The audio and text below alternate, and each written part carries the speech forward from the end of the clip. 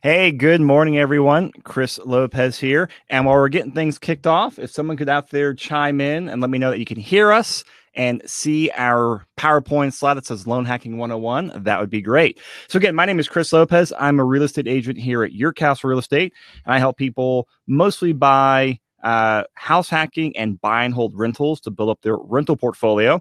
And today we have a special guest who's going to talk about some very creative ways on structuring to go out there and buy real estate. Now, if you guys have heard our podcast or webinars before, you know how much we sound like a broken record when we say, get your financing lined up, get your financing lined up, get your financing lined up. Well, this is another webinar on getting your financing lined up. And our guest has quite a few special tools in his toolkit that we'll jump into it. So my co-host today is Preston Newberry. Preston is also an agent here at Your Castle, and he and I work with a lot of clients together. So good morning, Preston. Good morning, Chris. Thanks for having me on. I'm really excited to do this podcast with you and Seth over here. Cool. And what we're going to cover today is different types of lending, and then jump into 3 different lending scenarios that are going to go all over the gamut. And I have not seen most of these lending scenarios before, so I think a lot of you, this will be news to you. So this is very interesting stuff. If you have any questions while we're doing this, reach out during it, or obviously reach out afterwards as well. So our special guest is Seth Van Essen, who is a senior mortgage banker at Community Banks Mortgage. So Seth has over 12 years of lending experience in both residential and commercial real estate. And Seth is also an active investor himself. So he is the lender that we like to talk with. So good morning, Seth. How are you? Hey, good morning, Chris. Thanks so much for the opportunity to be here this morning. Excited to talk through some of these details and what that looks like. I know a lot of your listeners have, as you talk about house hacking, so much of house hacking, or to be successful with that takes actually loan hacking, knowing how the finances work. And really what we're talking about is existing lending tools, but maybe thinking outside the box on how to use those today. So wonderful. I'm glad to have you here. So I gave you a really quick introduction. Anything else that you want to share with people at your background before we just jump into the details? Yeah, so I'm a local here in Colorado, which is fun to see some of the growth over the years. I remember seeing dirt roads and playing in fields, which is now considered Highlands Ranch. And so it's been a change, but to be here, not only in the city I love, but also to be an investor here on the real estate side. It's been a great opportunity. I actually had the opportunity to join my dad's team. So he's been in the industry for a long time. So there's some expertise there and opportunities that I've gotten to learn from over the last decade or so, just in the real estate world, the lending world, and seeing some of that some of the tools we talk about today, I've actually used myself personally to say, hey, it actually works, finding deals in the market because of knowing the financing structure and creativity. Yeah, and I'm really excited about jumping into this because when you and I first really got in some details and got to know each other a few weeks ago, I know you and Preston have known each other for a while, but you and I got introduced over coffee a couple weeks ago, and Seth started running me through, some different products he does. I threw him some curveball questions that we get from clients all the time. And I got to say, to date, Seth, you have the most impressive tools in your toolkit and knowledge on how to structure them. So I have got a bunch of coffee next to me, so I'm ready to learn and ask you some questions. I hope audiences as well. So jump into this, man. Awesome. Well, appreciate it. Well, no, that's one of the things, even as you use that analogy of tools, I think that's crucial to understand tools. And so even that analogy of a tool belt, oftentimes the more tools on your tool belt, gives you more opportunity to do creative things. And so what we're going to start here this morning is just understanding from the loan side of what kind of lending is out there. So what kind of lenders exist. So on the front end, oftentimes clients are saying in their first conversation is, hey, what's your best interest rate? Well, every lender can give you an interest rate, but you need to understand the engine behind it. What's actually behind the lender that you're talking to and why it actually matters. So first of all, we're going to talk about the online lenders. This is the bankrate.coms, the lending trees. There's lots of other lending sources that you can type into Google right now and find. These have their purpose and they exist for, certain reasons. They just have a different model on how they're set up. And this, for the, house hackers on the call, for those who are looking to use tools in lending, this may not be your best source as a lender. Typically, they're going to be salaried employees. And as a salaried employee, oftentimes that's even, not to mention any names, but the radios here in Denver has salary-based employees. I've never heard those radio No, ads. never. Oftentimes that's sold as a promising thing. How I look at it is that's not a good thing at all. The last thing in the world you want is a salaried employee trying to get you across the finish line, because they have no stake in the game. I look at it as a lender is the quarterback. The loan officer is a quarterback. Well, if you're talking to somebody who gets paid an hourly wage on a phone call, they have no skin in the game to get you across the finish line. So it's very call oriented and very number driven. They want to drive calls based on interest rate. And so they're going to post the absolute lowest rate they can, even come up with, whether it's true or not. It's maybe too harsh to say, but I often call them the bait and switch lenders. Not that they're trying to do that intentionally, but how it works is I'm going to put forward my best rate. And then after I find out any more information about you, I'm going to tell you, well, you can't get that rate for some reason because you don't fit this super tight box. And so even there at the bottom, I say just close percentage. That's a big question mark. If I throw 100 deals at the door, how many of those actually close? You don't want to be just a ratio on the screen when your earnest money's on the line, when your dream house is on the line, when you're trying to think outside the box at all. These guys just aren't the right people for that. Let me ask you a question, Preston. Sorry to interrupt you there, but we do got a lot of deals going on the weekends and stuff. And I mean, what lenders answer the phone and reply with lender letters when we call them or text them at 11 o'clock Saturday morning? Who replies? Well, and that's just it, Chris. And that's what I was going to jump in and say, from an agent's perspective, we get a lot of clients who are just starting the real estate process. And they're like, yeah, I got pre-approved online through, whatever company it is that they were working with. And, we always kind of sit down and try and coach our clients like, hey, let's also reach out and talk to a local lender. And here's why. And the biggest part of that is, like Chris said, being able to pick up the phone and talk to the same person that's going to be there with your deal the entire way, walk you through it, and you can count on them to get you the information you need and to get the deal to the finish line. And you guys can maybe speak into this, but as we look at it specifically in the Denver market, is going to be more competitive maybe than other places in the nation, which we obviously know. But if you send a lender letter from an online lender, or even our next category, the big banks, and we'll talk about these guys in just a second, but how often are you getting pushback from listing agents saying, I'm not so sure about those guys? Because anybody who's in the industry for any length of time knows that the chance of getting across the finish line may be slim. That happens quite a bit, Seth. And, the other big thing too is from the agent on the other side of the deal's perspective, they want to be able to pick up the phone and talk to your lender. And that's something that's really important. It's something that we strive for when we work with our clients, is making sure that we have a lender that is going to pick up the phone and call the other agent so they don't have to do that. And knowing that they can build that rapport and kind of have that same work ethic that we're going to have to make our deal get to the finish line on the agent side of it that you have on the lending side. Yeah, absolutely. So I'll jump into the category C lender as well here, the big banks. These guys do a lot of volume nationwide. Even if you look at some stats, they still do a lot of mortgage volume just because they are so big. And people walk into a branch and say, well, who do I even talk to about lending? I guess I'm going to talk to my banker. I call these guys the jack of all trades. When you walk into a branch location, you're talking to somebody who could probably help you with a mortgage, but guess what? They could also open a credit card account for you, maybe open a savings account, talk about CDs, talk about a car loan.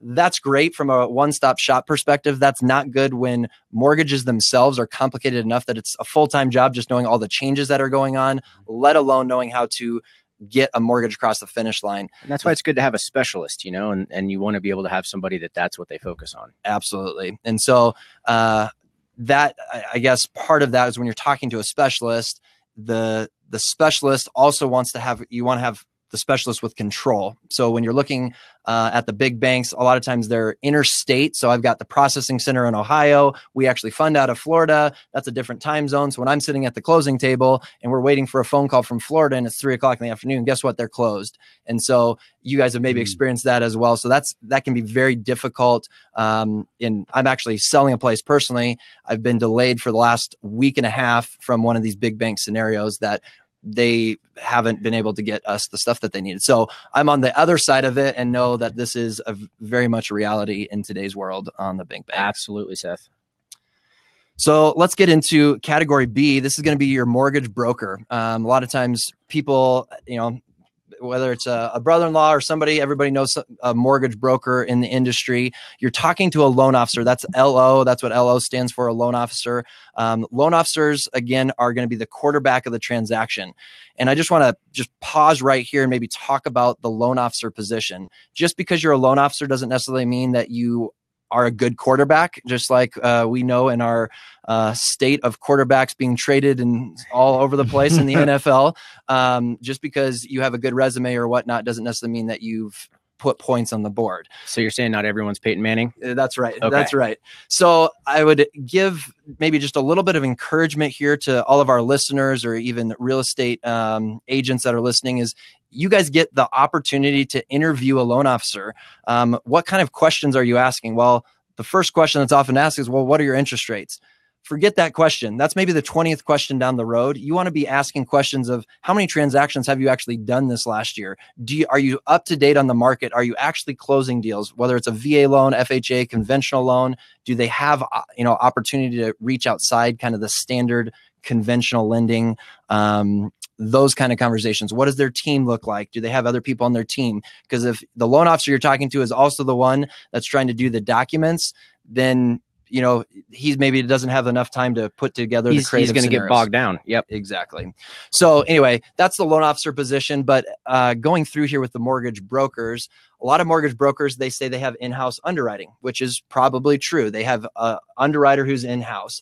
The underwriter, their job is to basically sign off on everything, saying, hey, does it meet the guidelines? Do we fit the scenarios? And sign off on everything. However, in a broker relationship, the very definition of broker is they're the middleman. They have to pass it on to somebody else, which is the bottom here is the investor. So they have multiple different investors. They can shop interest rates for you, but the investor is the final one that needs to sign off on it. That's an okay scenario, but oftentimes is where we hear the horror stories a week before closing because the investor had an additional overlay. An overlay is an additional rule above and beyond the basic rules of Fannie Mae, Freddie Mac, FHA. And so when you get there and a week before closing, the investor says, oh, sorry, I don't like that. You don't have enough reserves, or you haven't been on your job for 2 years, or whatever the scenario may be. They have to go back to the underwriter and they've got to start over and send it to a new investor oftentimes. And I've been there, done that. And it's not a fun situation to be in, especially when you're working with clients that are set on the house that they have. Exactly. Yeah. And that's the thing is, so yeah, upset clients, upset agent, and, a lot of apologizing later. Well, this is where we get into mortgage bankers. So this is why I've decided to work where I do and how I've been set up, where we're at. So I actually work at a national bank. So I am technically employee of a bank. So I'm a banker, but my only position is to do mortgages. I couldn't open up a checking account for you if I wanted to. So as a loan officer, then I've got in-house underwriting.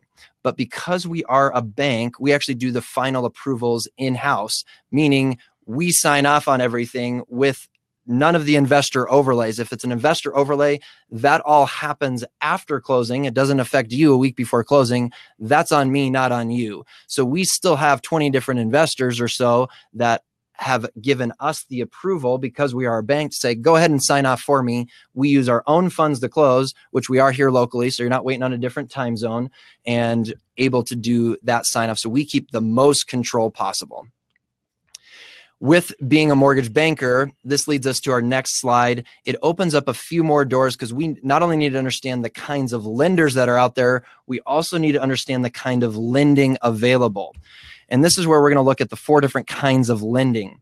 First is going to be the standard 30-year fixed mortgages, what we call agency loans. So that's going to be your conventional loans. That's typically under Fannie Mae, Freddie Mac. They both have different guidelines, but what we normally call a conventional loan. Any of the previous lenders can do Category A financing. In fact, they've built their whole business on Category A financing.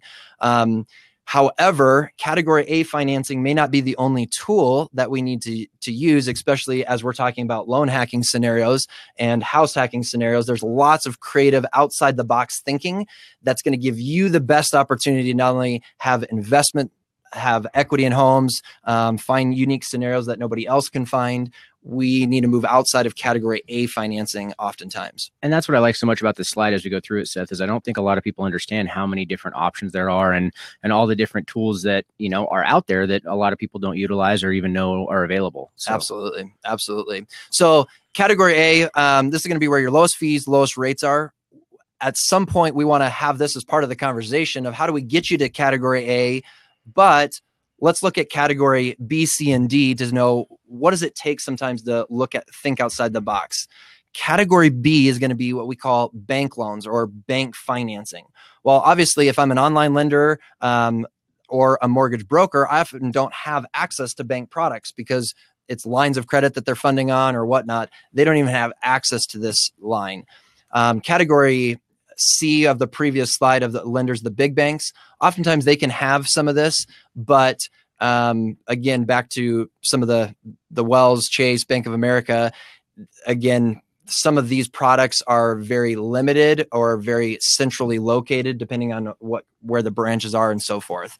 So they can be kind of market dependent. Sorry. Yeah. Market dependent. Absolutely. Okay. So you got a lot of bullet points here with some acronyms and names that I know a lot of people aren't familiar with. I'm going to read off each bullet point, and I want you to tell us what each one is, because this is under category B loan. And this really gets where I call it taking out the scalpel and look at different loan products to see what can make it work for your situation.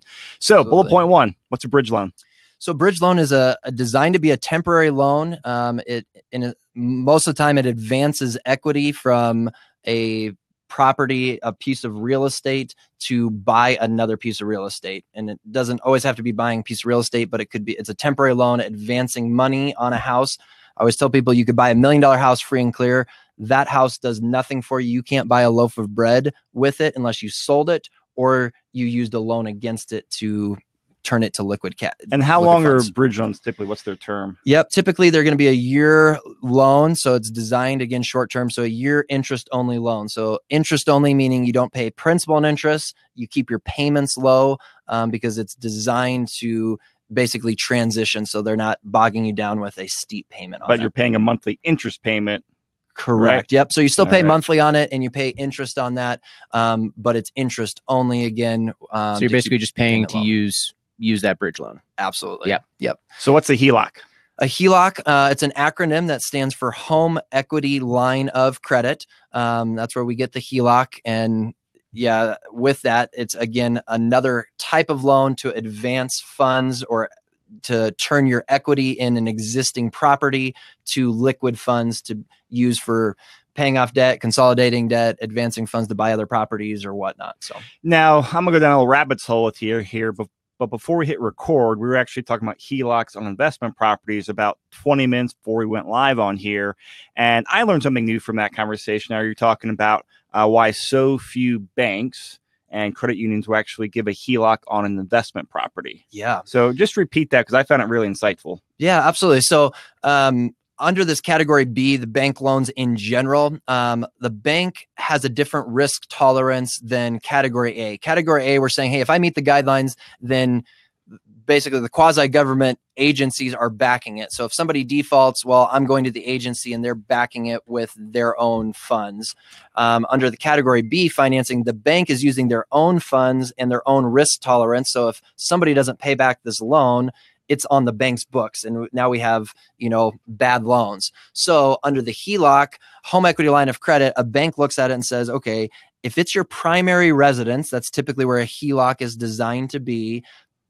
If the market goes bad, if everything goes bad, the last loan that you're going to let default is on your primary residence. That's where people hold that the longest. That's why there's more creative and unique options when it's your primary residence with less money down and so forth. You're always going to want to have a place to live, right? Correct. So if it's my investment property and I can't make that payment, I'm going to let that one go first. And that's why banks have some more strict criteria around investment properties over your primary residence. But a lot more flexibility from banks on cash out refinances for investment properties, right? Correct. Yep. Yeah. So even a cash out refinance, you can maybe even leverage that a little bit even higher sometimes than a HELOC on a investment property, because again, it puts it back into category A, which is backed by the government, not by the bank themselves on risk tolerance. All right. So doctor loans. Yep. So doctor loans, that's going to be a specific, what we call another term for category B is portfolio products, where again, it's the bank's own product. Well, on a doctor loan, a bank says, and I don't know the exact stat, but doctors default like 0.01%. So if you're a professional, and it extends beyond doctors, but even medical professional, a legal professional, other, engineering stuff, we can extend it to professional loans. But they've done the stats on it that on those kind of, that group of people, professionals, they default less on their loans than other people. So they have certain options under this doctor loan that allows you to go to a higher DTI with no mortgage insurance. They allow you to maybe not count student loan payments in qualifying, even to before you even start your job, we can actually fund a loan on some of these products. So it gets outside the box a little bit on some of the underwriting criteria because of the certain statistics behind risk tolerance there. And are these loans that they can still qualify for with investment properties, or is the doctor loan stuff going to be typically only on primary residence? Great question. Yeah. So typically the doctor loans are going to be primarily on your primary residence. Again, back to that risk piece of, if it's your primary, we can do a few more things. Are doctor loans like FHA loans where you can basically like use it once, but could a doctor use a doctor loan, buy a house to house hack, after that 1 year mark, move out and get a doctor loan number 2 on house number 2? Could you stack doctor loans like that? Yeah, great question. So there is no criteria to say you can only have one doctor loan. So as long as it's for your primary. So if you bought a primary and you ended up buying another primary in the future and used another doctor loan for that, that definitely is an option. Good to know. What kind of minimum down payment stuff are you typically looking at with those? Yeah. So typically there's a couple different programs out there on that. And so again, on a bunch of different criteria, but 5% down, sometimes 3% down, depending on loan sizes and amounts. And some of those then can actually even avoid mortgage insurance on that as well. So, wow. Okay. Great to know.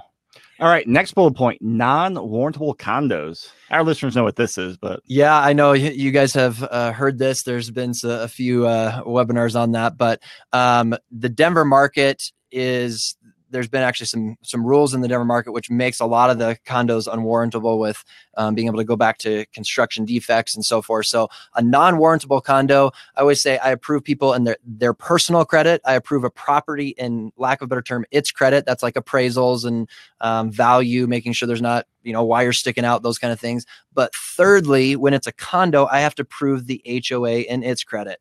So when it's a non-warrantable condo, it means that there is something about the HOA itself that is not approvable. This can come down to multiple different things. Sometimes if you're in litigation, if there's more investor units than owner-occupied units, if they don't have enough reserves in their budget, there could be lots of different things surrounding this of why it's unwarrantable. But again, category A says, great, if it doesn't meet these guidelines, then you're out. We're denying it because of the HOA credit. Category B says, hey, let's look at that a little bit more closely. That makes sense. It makes logical sense. We can actually get over a lot of those hurdles with unwarrantable condos. And are your unwarrantable condo products those like 5-year, 7-year ARMs, or kind of what's the terms? Good question. Yeah. So I would say that would extend to basically anything here in category B. It's not going to be a 30-year fixed interest rate, with a couple of exceptions. There's a couple of exceptions on that in category B, but in general, you're moving to an ARM product, not a long-term fixed product, because the bank, again, is using their own funds. The bank's funds comes from a different source. It's not securitized on Wall Street. It's actually through deposits and so forth. So they need a different index that they're basically basing that on. Now, this next bullet point, I don't know what this was, but Condo Tells? What is this? Yeah, so Condo Tell, again, this is back to the house hacking side. This is maybe a whole nother podcast in general, but to talk about second homes, if you're looking at maybe a ski condo up in the mountains, Keystone Breck, a Condo Tell, by definition, the HOA allows nightly and weekly rentals. Category A specifically states that you cannot have nightly rentals in the HOA documents. And so a lot of times second homes, ski resorts, stuff like that. So we deal with a lot of that here in Colorado. This just kicks it out right from the beginning. but we have a specific, ability to do that. So even if you're planning to buy a second home, which actually allows, as long as you use it for personal use for 14 days and you rent it out, Airbnb it, different things like that, because the HOA allows you to do it and the IRS allows you to do it, and even the loan program allows you to do it. We can get you into a Condo Tell product, which is, there's not a lot of people that offer that. So it took me half a minute to realize that you're just combining condo and hotel together for that. Right? Exactly. Yeah, there we go. I drank enough coffee this morning. That's right. So that's where, that got shortened from, is nightly rentals like a hotel, but the Condo Tell. So Are the rates typically a little bit higher on the Condo Tell stuff than standard, condo?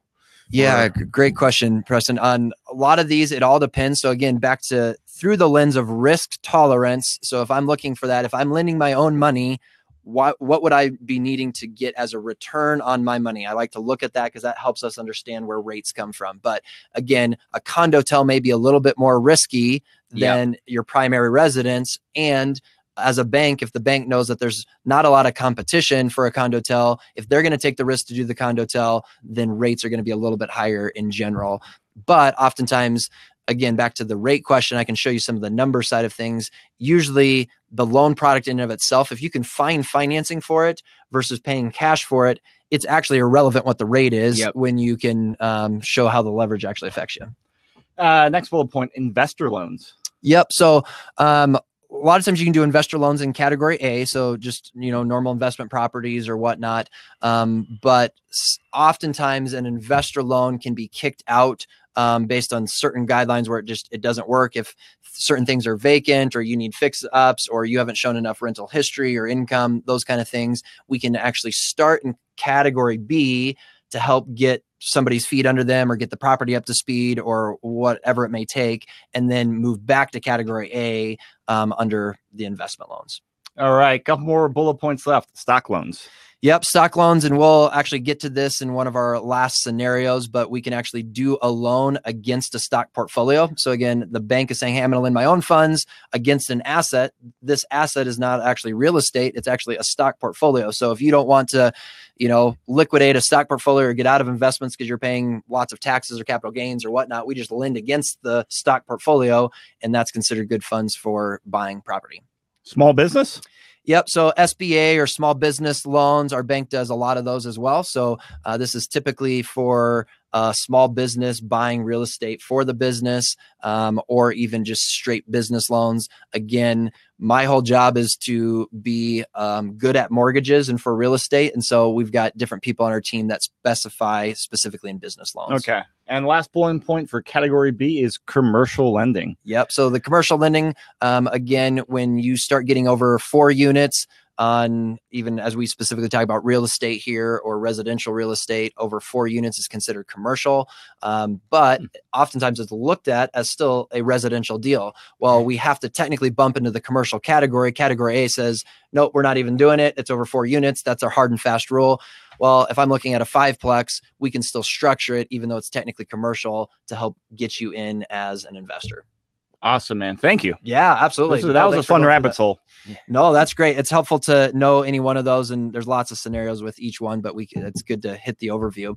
Category C then, as we're moving on, is what I call private equity. There's lots of different terms and so forth with this. This would be private equity, maybe groups that have a different set of criteria. They're hitting a different market that says, okay, if you don't fit category A and you can't get a bank to finance you, we'll look at it based on all sorts of things. If you haven't had a long enough self-employment, your credit's poor, you've had a bankruptcy, less than a couple years ago, whatever it may be, they're saying, okay, let's pick up the next category, this margin of people that can't get financing. Again, back to risk. They're saying if we're going to take the risk on it because nobody else will do it, then they're going to have higher fees and higher rates. But again, they're going to take a look at the whole picture. They're looking at the whole picture and they're thinking outside the box. So they can get creative. This is where you maybe heard of like the bank statement loans, where we're just going to look at, so if somebody who's self-employed, they don't actually show a lot of income on their tax returns because yay for the IRS, they let us write off a bunch of expenses. But on the bank statement loans, they're looking at income going into your account. So they look at income a whole different way, which allows you oftentimes to get qualified when, off of a tax return. Really? So they don't have the same rules that the conventional guidelines do, where they can actually kind of Correct. they understand how self-employed people Yeah, and work this the is system. I mean, this is huge for a lot of our listeners, of especially investors, people thinking outside the box, and a lot of real estate agents are considered self-employed. Well, again, I don't want to pay the IRS taxes. So if they let me write off an expense and I can do that, that would be awesome. I don't want to pay tax on it. However, the double-edged sword of it is an underwriter or any income source is saying, well, look how low your income is because of all the expenses you had. The bank statement loans, again, look at it the other way and saying, well, let me look at what income went into your account because I can truly prove income coming in. And then they calculate based off of that rather than off the deductions. And what's the qualification process like? Is it a little bit more stringent than what you typically find on category A or B? Correct. Yeah. Well, I guess, and good question. So some senses it's more stringent, some senses it's less, because category A, you got to fit the box. You got to get, your blood samples basically. However, in category C, they're saying, hey, if we can make the income work, but there's maybe some more documentation because I got to get 12 or 24 months of bank statements. So there's just more kind of document gathering. Okay. But then the process itself can actually be more simplified. So yeah, great question. And then let's look at our final lending type here. This is going to be hard money. You guys have maybe heard that just in the industry with investors and so forth. Hard money is going to be private investors or private investor sources that will give you money purely based on equity or leverage on a property. This is going to be maybe the most flexible. I had one recently that closed in as little as 7 days. They didn't, this person had like a 540 credit score. They didn't even care. They didn't ask really about credit. They don't even have a job. So they didn't ask about a job. They didn't care about credit, but there was enough equity in the property that they said, great, we'll close in 7 days. So this, in terms of cost, again, back to the risk, they need more money as a return in order to take the risk of, this category, but it's also the most flexible. So I've seen people use this, and we'll get into this on our last scenario of it's just a cost of funds, saying, hey, if there's an opportunity out there where I can get in and close in a week and I can get a discount or a deal on this property, I'm going to use category D potentially, even if I'm paying fees, even if I'm paying higher percentage rates, because it's irrelevant, allowing me to get in the door for a great opportunity. And this is typically kind of a short-term thing as well, right? Absolutely. Yep. So, again, these guys can be creative on what needs to happen, but typically it's going to be very short term. Again, back to every lending scenario is a little bit different. These guys can be the most flexible in meeting certain guidelines and stuff that we need to, but typically it's like a year loan kind of thing too. Okay. Yeah. Great question. Should we dive into a couple scenarios here and maybe see how all of these things come together? So I want to go through 3 scenarios. The first scenario, this is going to be maybe where you get to see category A, B, C, and D kind of all working together of what that would actually look like. And this is to help us just think outside the box. I know everybody's got a unique scenario. And so the key is to maybe talk through each individual scenario. So, this is just giving us kind of the 100,000 foot view idea of how this all works. So let's say that you want to buy a house. I actually was just talking to a client this morning. He said, well, I wasn't supposed to buy a house for 2 years. I happened to go on, Zillow or the internet and realtor.com and see the house. It's my dream home. Now what do I do? Well, he has an existing home, and the existing home, he currently has an existing mortgage. That's a first mortgage. And with a payment, everything on that mortgage, he also has a second mortgage on that, a home equity line of credit, but it's fully drawn. There's no extra room that he can use on this. Tapped out. He's tapped out. Yeah, absolutely. And right now he actually has no savings. So he's saying, okay, I want to buy my house, this new house. I have no money to put into it. I have a first, I have a second. Am I stuck? I said, all right, let's talk through this. If we're going to buy this new house, let's do category A financing. This is the Fannie Freddie standard conventional lending. We want to put the most or majority of that in that category. It's going to be the lowest fees, the lowest interest rate. Well, we're going to go up to 80% because that avoids mortgage insurance. So that keeps his payment low.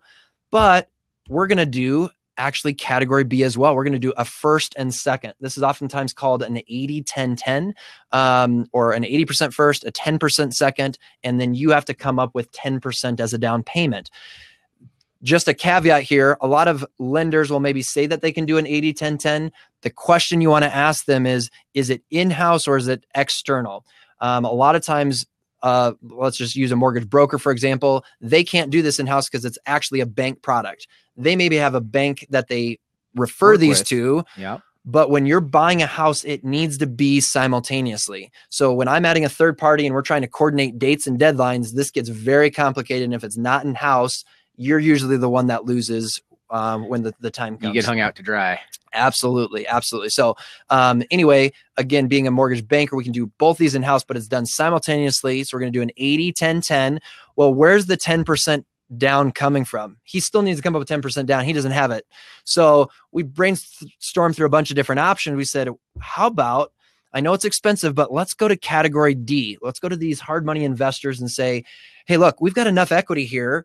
He's willing to pay for it. It's going to cost a little bit, but it's only 10%. So 10% paying a hard money guy, you know, yes, they're going to need their fees, but it's actually not that expensive. If this is your dream home, is it worth a couple $1,000s extra to get into your dream home without having to move twice and be able to get both of them done with 100% financing? So he used his house, category D, category B, and category A to buy this house without selling. And he had zero money out of pocket, 100% financing. So let me recap this stuff to make sure we all understand this. So on the dream house, the new house this person wants to purchase, he's getting a traditional conventional loan for 80%. So essentially 20% down. Yep. The second position, that first 10%, a HELOC, not from his current house, but you're taking out a HELOC on the new house. Absolutely. So it's simultaneous HELOC, meaning you're closing the first and the second together at closing. And then you're drawing on that HELOC basically instantaneously? It's instantly drawn on. Yep. Okay. The same time at closing. Yep. And then the last 10% is coming from his current house where he's getting a third mortgage from hard money. And that works because he still is blessed with some equity in the house. Because he had a little bit of equity there that made the investors feel comfortable. Again, all of these, so this scenario, then that category D works because they're saying, great, we'll get you money in 7 days against the equity of your house so that you can buy the next place, or that's where his money's coming from. And so this new conventional loan on the new house isn't tripped up by any of this other down payment sources, or they just care about, hey, as long as your DTI is good on the back and you make your monthly payments, we're good? Correct. Yep. There's obviously a few different guidelines that go into that. And by knowing all of those guidelines, we actually, the sources that we work with for hard money, know some of those guidelines on the first. So they structure their lending that meets the guidelines, which is super helpful. And again, that's why you want it all in the same house. If you go get your own hard money financing and you don't realize that category A, this conventional loan, you need it to be actually a 60-month note. So back to your original question, Preston, on those, are they typically short-term? Yes, they're typically short-term, but in this scenario, you need it to be actually 60 months or longer. Otherwise, they won't qualify. Correct. Yeah. So then our hard money investors will say, okay, well, we know the structure of this, so then we can, again, back to risk tolerance and so forth. And they're saying, well, we have to build that in if we're going to need to give you a 60-month note anyway. And so this is all contingent on selling the first property, though. Is that correct? So this is not contingent on selling anything. This is actually assuming that he's keeping both of them. Okay. Really? So, yeah. So in this scenario, there's no sale involved. Granted, if he wants to sell it after he buys it, then yes, that's where the third mortgage gets paid off. The existing second gets paid off and the first. So the remaining equity, and now goes in, and then he can pay his HELOC down if he wants, in this scenario. So that great. There was a couple stepping stones to get there, but he now just has his first conventional 80% category A financing on his new house, on his new property, but it's not contingent as a prerequisite to do all of this. And are there typically any prepayment penalties, like for instance, on the hard money loan that came as the third mortgage? Yeah, great question. So I know prepayment penalty, that's a good question to ask. Most lending out there doesn't have that anymore. And that is also included on the hard money side. There is no prepayment penalty. In fact, they structure the loan to have you pay it off quicker. So they want you to pay it off quicker. So they don't want to hold the loan long-term. And so they actually, some of our investors have some where they actually give you rebates by paying it off quicker. So good to know. Yeah. Well, let's look at scenario number 2. I know that if there's questions on this, we can circle back to it, but let's look at scenario 2 here. This one, I know that you guys talk a lot about the house hacking side of things. So let's say you want to buy a house. It needs $30,000 of fix-ups. I get this question a lot saying, all right, I'm ready to go. This house has, fix-ups. We need to do a bunch of stuff. How can I finance a fix-up? Can I do a renovation loan? Can we do construction lending? The answer is yes, you can. My answer to you is maybe you don't want to. And the reason for that is rehab loans, construction lending, the bank has to be so involved. You're going to need exact budgets. You're going to need exact construction blueprints, plans. They need a future appraised value. And then based on your progression in the project, they need to send people out to say, oh, okay, you're 30% done, so we're going to fund X number of dollars.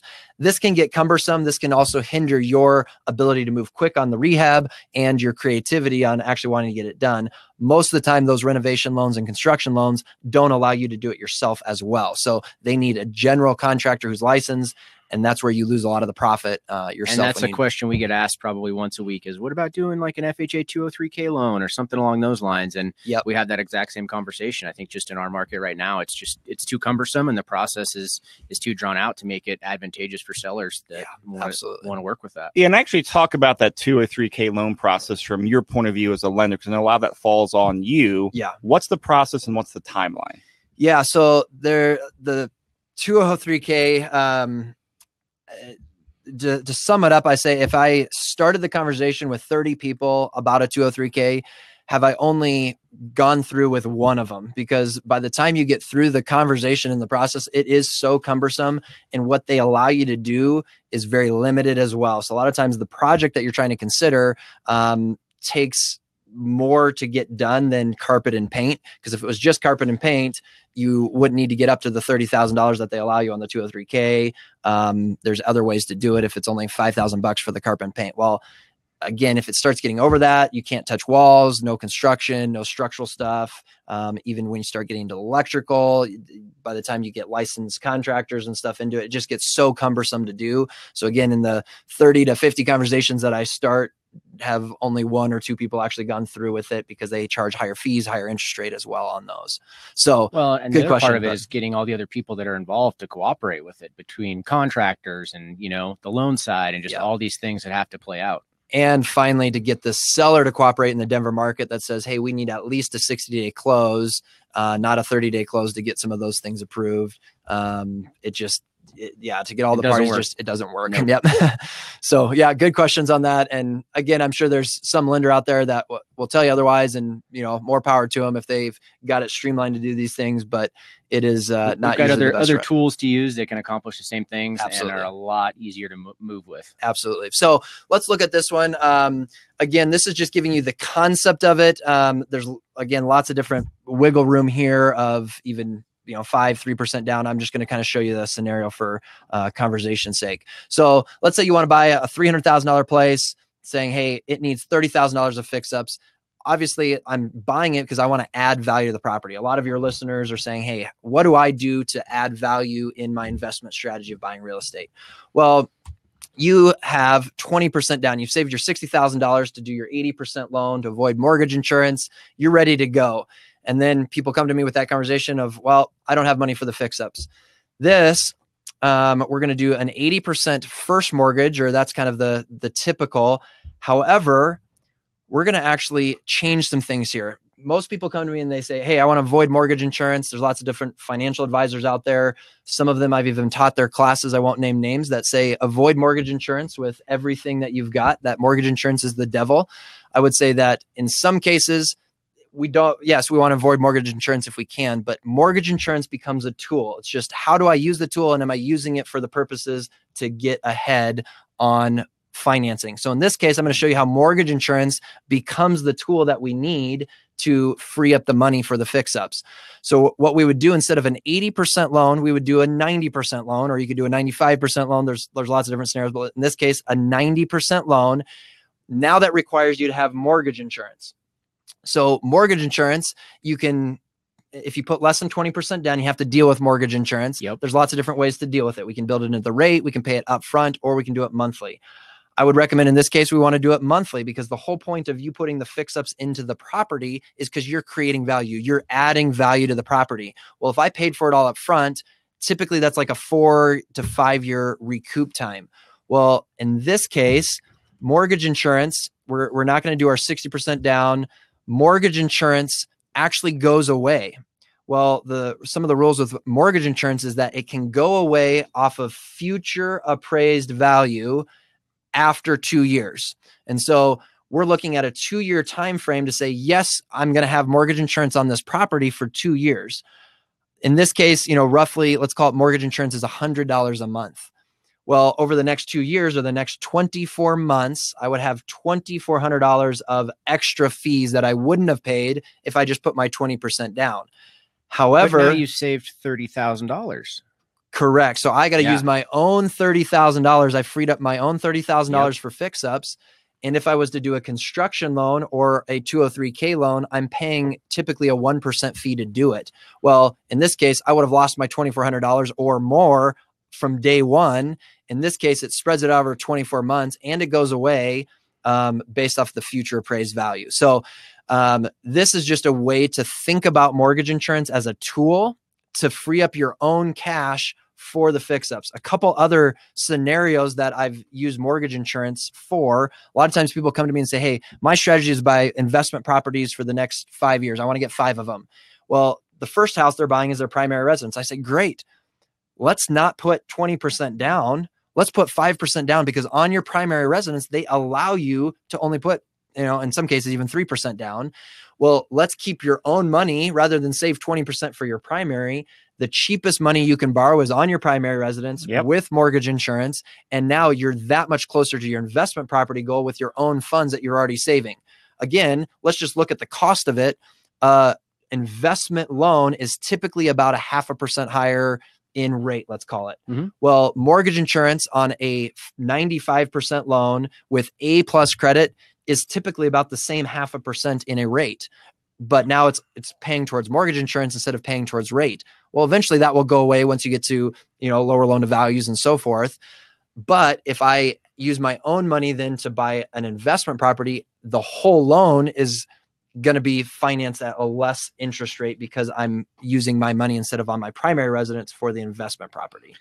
And this is, we talk about mortgage insurance a lot and it gets so nuanced, but it's something you really got to understand, especially for house hacking, because I'm with your mindset. Like, I think saving 20% on your primary to avoid mortgage insurance is not the best use of capital, because, let's look at it. You go buy $400,000 primary residence, 5% down, you're at $20,000 plus your closing costs and change. If you put 20% down, you're at what, $80,000 and change.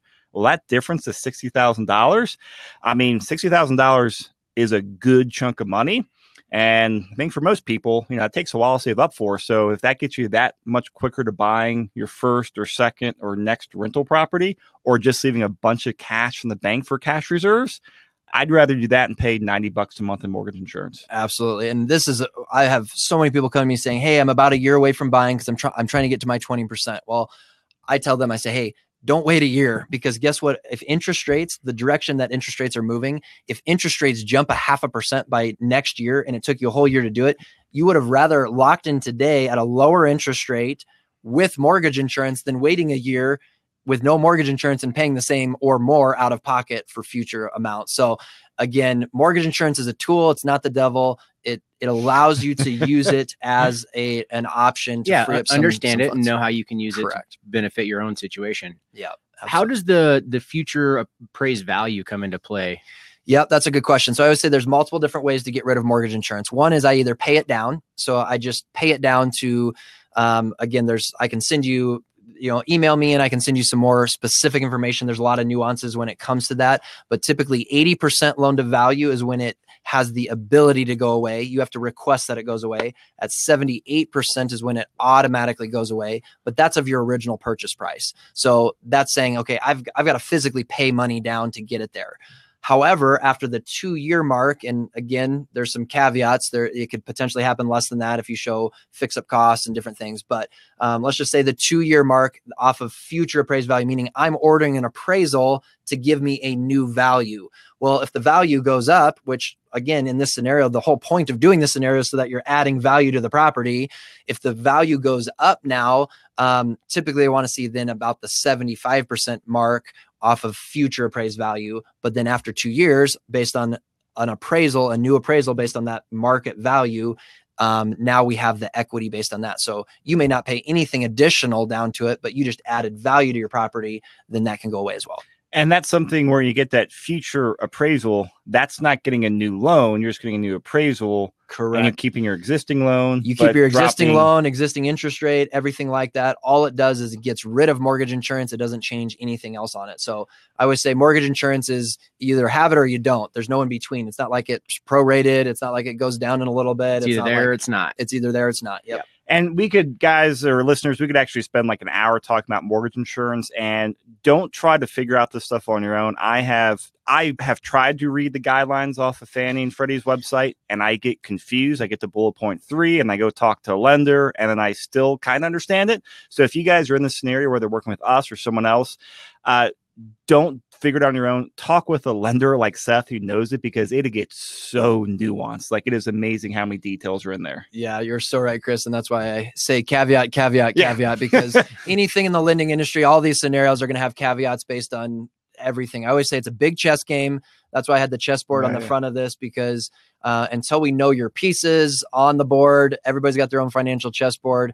Every time you move one, it affects other pieces. And so there's a lot of different pieces of that, including mortgage insurance. So yeah, thanks for pointing that out. Let's get to our last scenario. I'm going to throw it out there. Last year, I heard a stat. I don't know how exact it is, but I heard that almost a third of all the offers that were here in Denver were cash offers. Whether that's true, I'm not sure where they got that, where I heard that. But cash offers are going up so much more significantly. And you may be like a lot of people I've talked to, scratching your head and being like, where's all this money? Who has $500,000 of cash to be buying all these properties? Well, it's actually people like you that can do it yourself, but it's people thinking outside the box to be creative on financing. It's not that people are sitting there with, hundreds of thousands of dollars in the bank, although they may, but the reason that the cash offers have gone up so significantly are people are getting more creative on the financing side. And this is what we want to talk about. So I'm just going to walk through a couple different scenarios here on, what does it look like? And could you potentially get creative enough to put in a cash offer and then get into permanent financing later? So obviously, if you have cash in the bank, that's a great option, is you just pay cash. Oftentimes you can put yourself ahead of other offers. Lots of competition there. We're even seeing some of the spring market starting to happen with multiple offers and so forth. So cash offers, you guys can speak into this. I know you guys have talked about this before, but the reason that cash offers get accepted more readily is because you don't have a lot of caveats of the dates of to every seller. They're saying, oh, this guy is more serious, more confident they're going to close. I don't have to worry about a lender 2 days before closing. Less contingencies involved. Absolutely. Absolutely. So you're going to go to the top of the stack by having a cash offer. You may even get better deals or discounts on a property by having a cash offer. So one is you actually pay cash. 2, like some of our scenarios before, you actually use equity from other properties or whatnot to extend or to advance funds to buy real estate. I know a lot of investors on or just listeners have lots of real estate. They have a portfolio already. We can get creative to say, hey, let's get it in place so that you're ready to go forward and put cash offers in based on equity loans existing. So let me ask you just a kind of random question here. So if, someone's got, a handful of rental properties, all with 30-year fixed conventional and, 20%, 30%, 40% equity on the various properties. Are you able to do like a blanket loan across the difference between the conventional rate or the mortgage and the equity in there, or do you have to refinance all those? How's that look? That's a good question. So the option is there to do that. Different investors can cross collateralize on properties to say, hey, let's look at the equity of 3 different properties and say, okay, now by securing a second mortgage on 3 different properties, do we feel secure or comfortable on that? So those options are available. Again, it's back to risk. How much am I paying for that? What makes the most sense? Do I keep an existing interest rate on certain properties because we don't want to touch that? Or is it refinancing one property and, freeing up equity on the other properties? So yeah, looking at that is an option. It kind of depends on the scenario or equity. So it's always case by case, because you got tons of options. What makes the most sense? Yep. Absolutely. And just total curiosity, what's the general interest rate like a blanket loan blanket loan like that, or is it just? Yeah, so it kind of Can't depends say. if you're going to be category B financing, the bank financing. Can the bank get comfortable with doing that, or does it move to category C or category D financing? Where yeah, that will really depend on which category you're in. So A lot of variables at play a there. lot of variables at play. So yeah, it's definitely harder to give a blanket, where interest rates are, because it could be upwards to the hard money of the 12% if, they're taking greater risk and whatnot, or, even 6-ish%, something like that today, knowing that all of that can be very fluctuating on everything. So, all right. So that could be a huge range. So this is something that oftentimes people try to keep real estate and stocks, IRAs, retirement, and everything separate in their mind. I always like to look at it as we got to look at the global goals of what you're trying to do. Again, I'm not a financial advisor or a retirement advisor, but I'm here to help you win your real estate goals, and real estate goals are oftentimes in part of that retirement plan.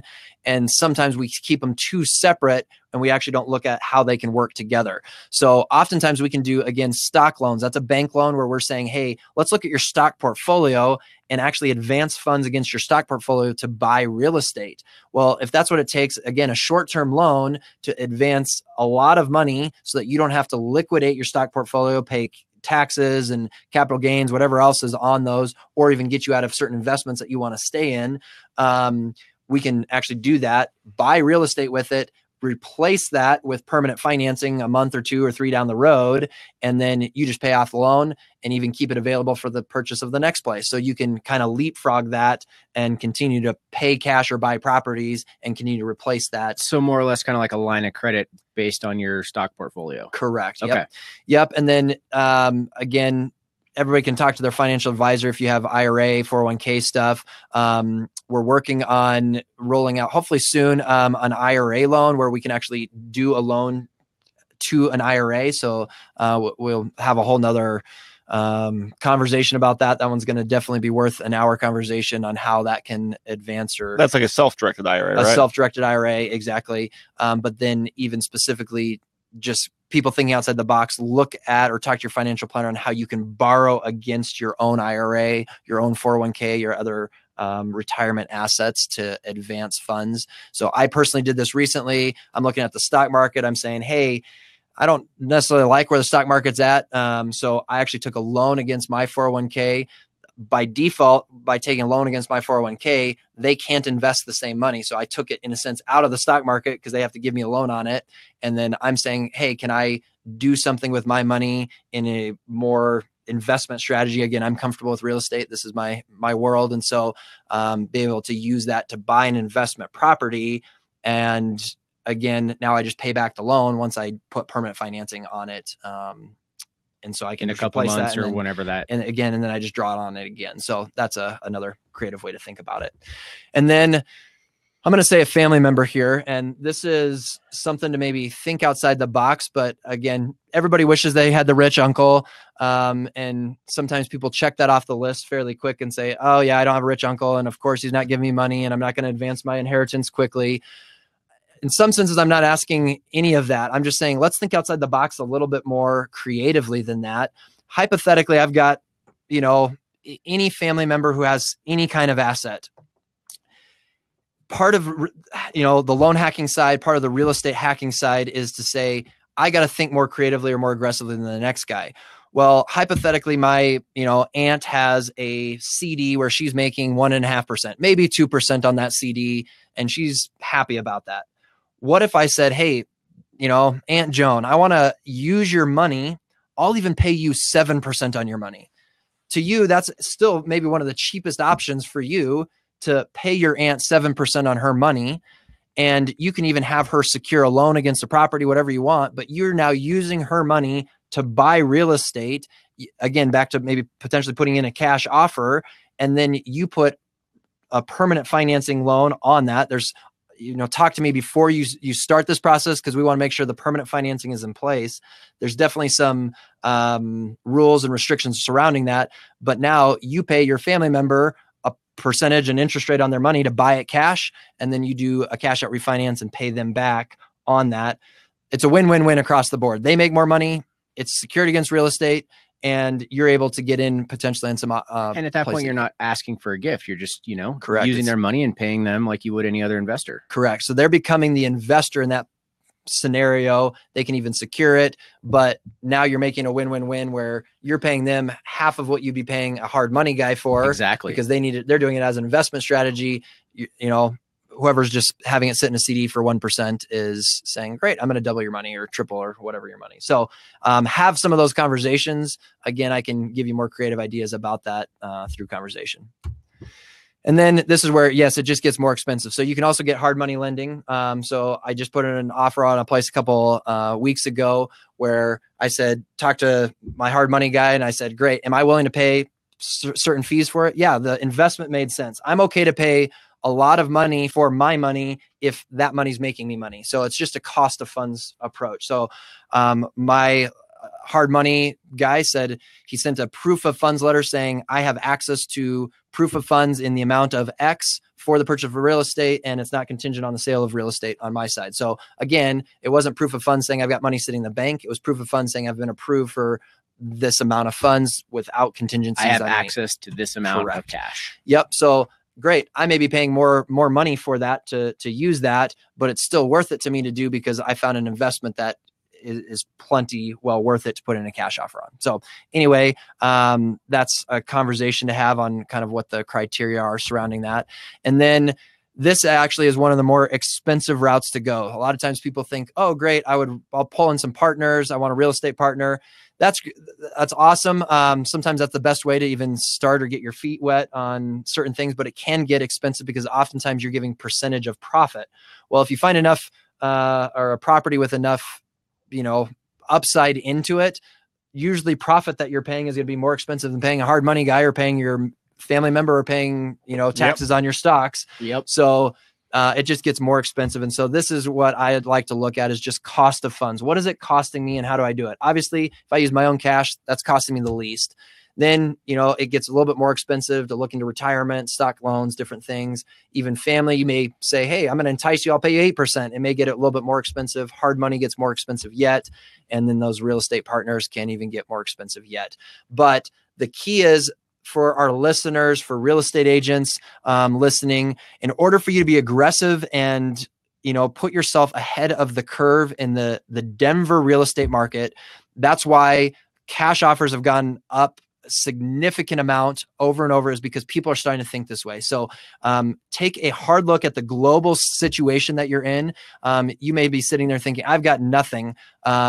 Again, start thinking out the box, start having conversations with people, because right now there's a lot of money out there. Even if it is saying, hey, family member, you own your house free and clear. How about you take a HELOC against your house?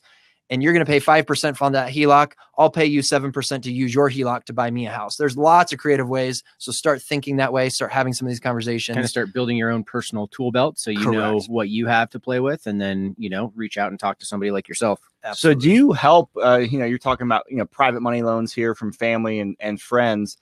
Is that something you actually help structure as your position, or do you refer it out to other people? Because that can obviously be, if you're borrowing money from family and friends, I'm a big believer you have things in writing and you keep it business and contractual versus, oh yeah, hey, we're buddy. Yeah, no, that's a great question.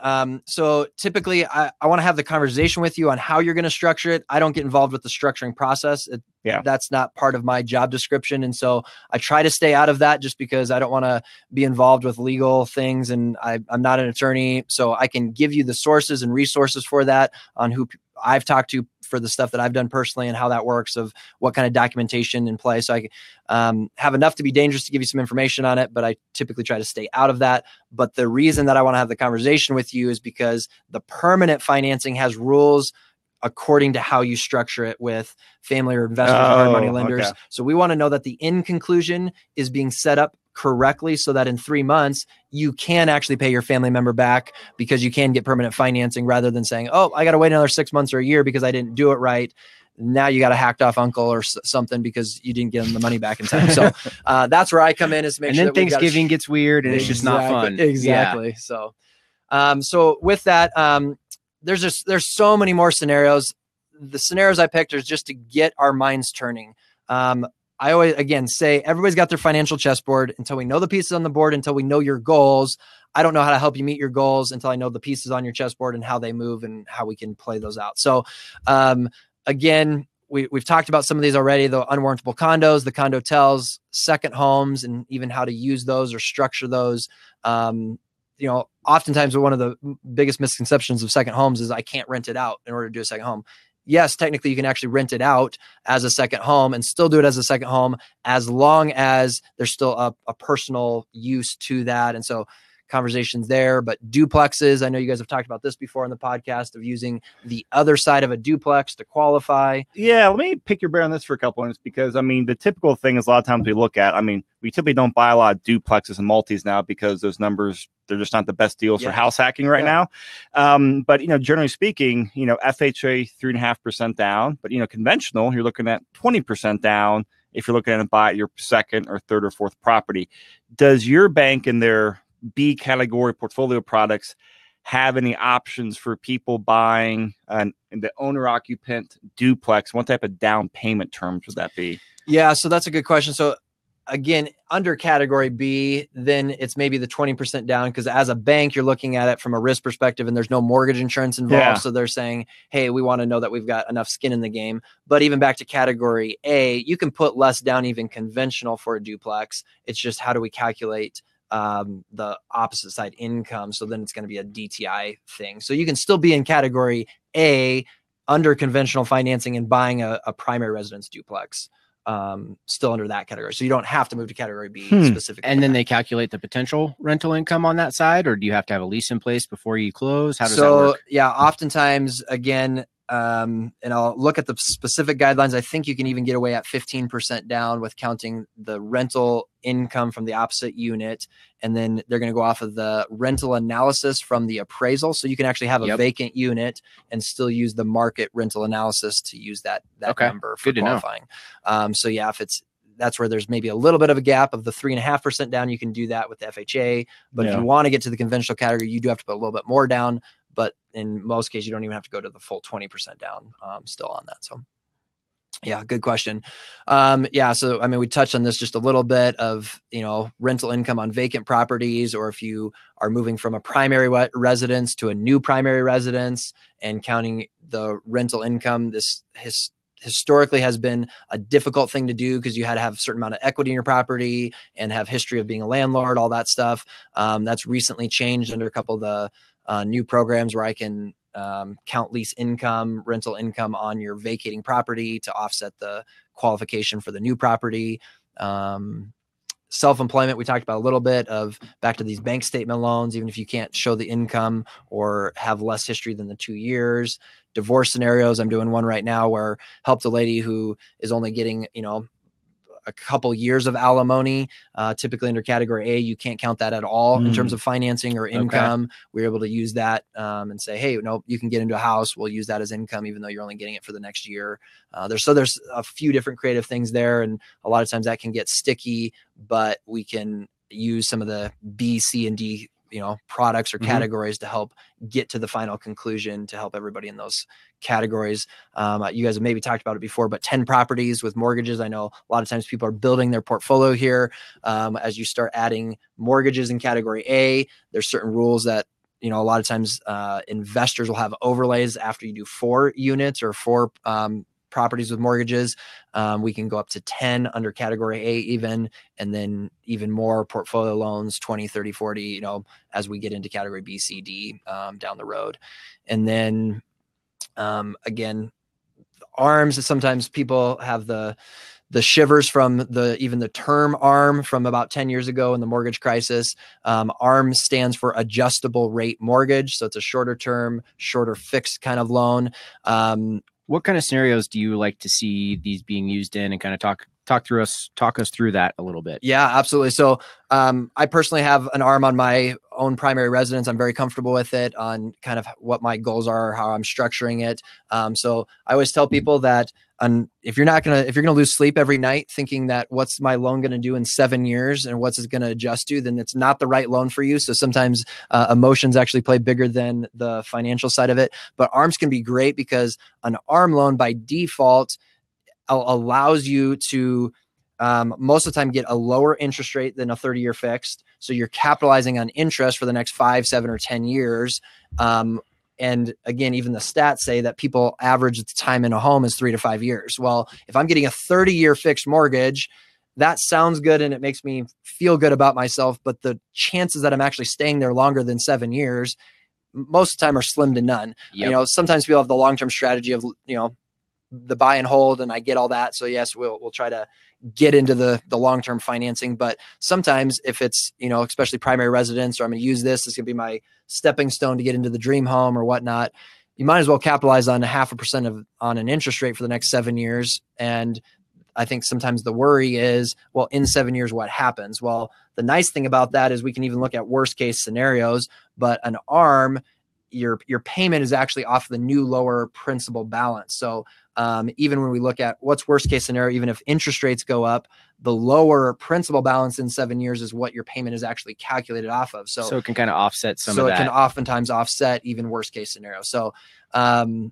there's just conversation around it. Again, it's just a tool. It's one of the tools. And if it's not the right tool for you, that's great. But it's to understand the tool and not be afraid of it as a tool. So something that came up recently in one of our conversations is kind of doing loan recasting as opposed to just doing a full on cash out refi or something along those lines. Is that something you guys do over at your bank, or kind of what's that all about? Yeah. So it depends on which loan you currently have. A lot of times it's structured with whether it's Fannie Mae, Freddie Mac, on how you do that really through your servicer. So I can give you some more information on that, but we do use that again as a tool. So back to even our scenario one of potentially, you know, you do an 80-10-10, you advance 10% on that third mortgage. Well, now let's say they end up selling it 6 months down the road. They pay off their first, second, and third on their vacating property, the property they're selling.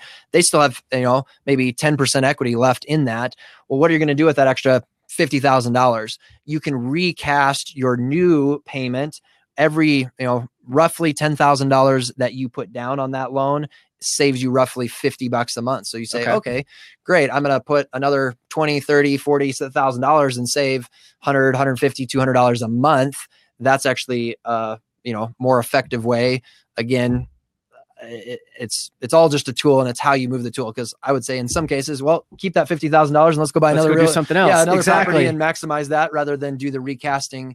Because again, recasting is based on it's for a specific goal in the end, is to reduce payments and stuff like that. So I've used it a lot of times for retirees where they have a house free and clear. They want to buy another house. We do a bridge loan, let them buy the next house. And then once they sell their house, they want to recast that to keep the lowest payment because they're on a fixed income or whatnot.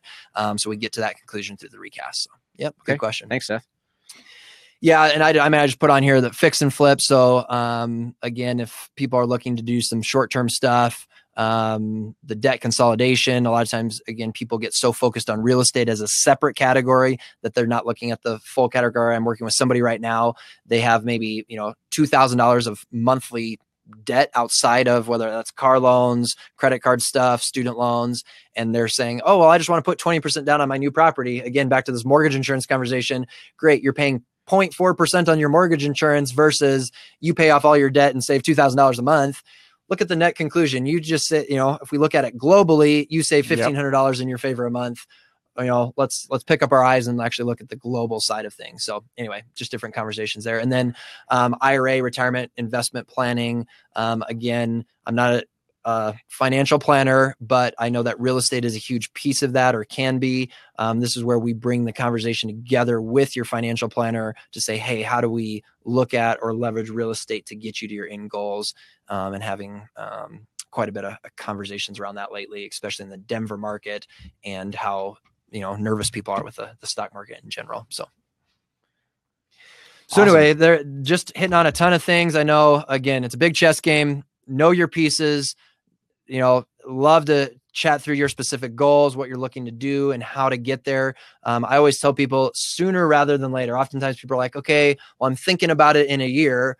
Well, don't wait a year to have the conversation. Let's talk now, even if it is a year away or 2 years away or 5 years away, because there's lots of things that you can prepare for or get in line or plan for, so you know what to expect and how that's going to all affect you, so that you don't find yourself backed in a corner and certain options, you know, the door's shut because of timeline. Yeah, I mean, I'm just going to reiterate that. Like, I like both your points you just made there. Like, I always use the chessboard game myself when I talk about house hacking with people. I say, look, this is why you want to talk with a lender and an agent and other, you know, real estate professionals that know this game, because we're not just focused on buying this house this year, but what's going on with house number 2 and next year, house number It's 3, all about the 3 or long-term 4 strategy. years, and you got to have all those pieces lined up.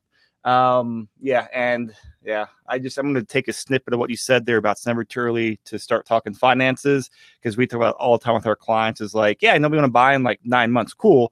But let's get the financing piece figured out much sooner rather than later. So there's no curveballs, and you at least know, we all know the price range we're sitting in, because I'll be honest, it's not fun going through the loan process. I mean, you look at all the financial stuff, you have to gather a bunch of loan documents, but man, like, to partner up with that lender or that investor or the government who can give you 80, 90, 95% of your loan, that is a great partner to have in real estate. And I'll just throw out here too, and I have a lot of people where one of their hesitancies to even, you know, come to the table, because financing can be embarrassing, right? So I always joke that people would rather go to the doctor and have the doctor see them naked than show me their bank statements, because oftentimes it can be like, oh, I don't know what I'm doing, and oh, I made a poor decision when I was in college and whatever. Believe me, I've seen uglier, and until we see it, we don't know how to help you. So, you know, if that's your hesitancy to say, oh man, I feel ugly right now and I don't know how it's going to all work together, I got to get it figured out first before I have the conversation. I just want to throw that out there, because that's oftentimes a huge hurdle that people have to even begin the conversation. Is, it may look ugly. Let me help you transform, you know, what that looks like together, and put a plan together to get you where you need to be. Yeah. And we've got some significant partners that we work with that will even help on that budgeting side of things, even personal financial budget stuff. So the earlier we can have those conversations, the better, because they don't teach in high school or college. And so until we start down this conversation, it's hard to get that information anywhere else. Great. Well, Seth, this has been great. I definitely learned quite a few new things just about lending in general, which is always good. How can people get a hold of you? Yeah, so I've got my information up here. Shoot me an email or give me a call. Love to talk to you personally. Again, just action steps, whether it's the real estate agent community that's listening. I would say for you guys, going into the spring season, as you talk to clients, you got to know enough to be dangerous, that there are tools and products out there. And again, as we started in the beginning of what kind of lender are your clients working at, be more bold to direct your clients to get them in better situations. For those house hackers out there where you're trying to get the best deal, you're coming up with your investment strategy and plan. Give me a call. Let's sit down. Let's schedule a time to sit together and actually walk through stuff. Even if it's, again, that 5-year plan, even if it's a year, 5 years away, let's do that now. So send me an email. We'll set up a time to get together. Give me a phone call. And then again, to kind of kick things off, I always say, until I see all your chess pieces on the board, I don't know how to help you. So I'm going to ask you to fill out a secure online loan application. That really gives me the chess pieces on the board to help navigate what's the best, not only loan programs, but different categories that we can use and move tools to get you to your end goal. Awesome. All right. So I will definitely include Seth's contact details in the show notes and on the blog post, so you guys can come back and get it later. Preston, thank you. Seth, thank you. I enjoyed it, guys. Hey, thanks for the opportunity, guys. Thanks, Chris.